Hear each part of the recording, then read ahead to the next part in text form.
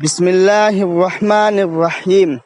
نبی کریم صلی اللہ علیہ وسلم نے فرمایا، اللہ تمہارے لیے 3 باتیں پسند نہیں کرتا: فضول گفتگو کرنا، مال ضائع کرنا اور زیادہ سوال کرنا۔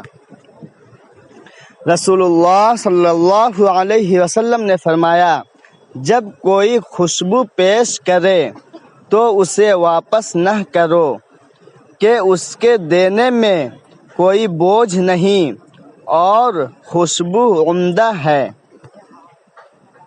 رسول اللہ صلی اللہ علیہ وسلم نے ارشاد فرمایا، جب اللہ تعالی کسی بندے سے محبت فرماتے ہیں تو اسے نرم مزاج بنا دیتے ہیں۔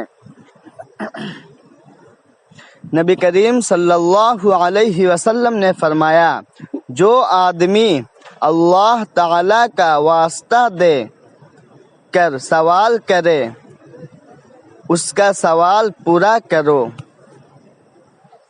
حضرت محمد مصطفیٰ صلی اللہ علیہ وسلم نے فرمایا، باپ کی دعا اولاد کے لیے ایسی ہے جیسے نبی کی دعا امت کے لیے۔ حضرت علی رضی اللہ عنہ، دولت مٹی کی طرح ہے اور مٹی کو پیر کے نیچے رکھنا چاہیے۔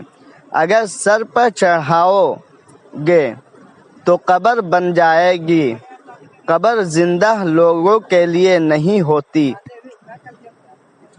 حضرت علی شیر خدا رضی اللہ تعالی عنہ، اگر انسان کو تکبر کے بارے میں اللہ کی ناراضگی اور سزا کا علم ہو جائے تو بندہ صرف فقیروں اور غریبوں سے ملے اور مٹی پر بیٹھا کرے۔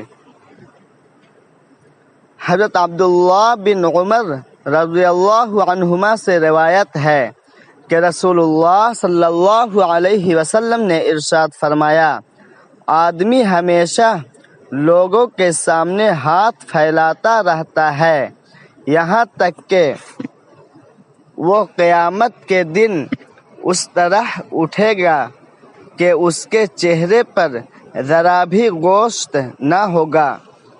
لوگوں سے مانگتے پھرنے کا وبال۔ نمازی کے آگے سے گزرنا۔ حضرت ابو سعید رضی اللہ عنہ سے روایت ہے کہ نبی کریم صلی اللہ علیہ وسلم نے ارشاد فرمایا، اگر دوران نماز تمہارے آگے سے کوئی شخص گزرے تو اسے گزرنے سے روکو، اگر وہ نہ رکے تو پھر روکو، اور اگر پھر بھی نہ رکے تو اس سے لڑو کیونکہ وہ شیطان ہے۔ رزق میں اضافہ۔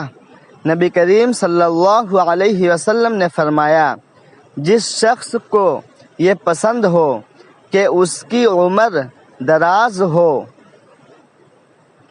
اور اس کے رزق میں اضافہ ہو تو اسے چاہیے کہ وہ اپنے والدین کے ساتھ نیک سلوک کرے اور ان پر صلح رحمی کرے۔ غریب رشتہ دار پر صدقہ کرنا۔ رسول اللہ صلی اللہ علیہ وسلم نے فرمایا، کسی غریب کو دینے پر صرف صدقہ کا ثواب ملتا ہے، لیکن غریب رشتہ دار کو دینے پر دوہرا اجر ملتا ہے، ایک صدقہ کا، دوسرا صلہ رحمی کا۔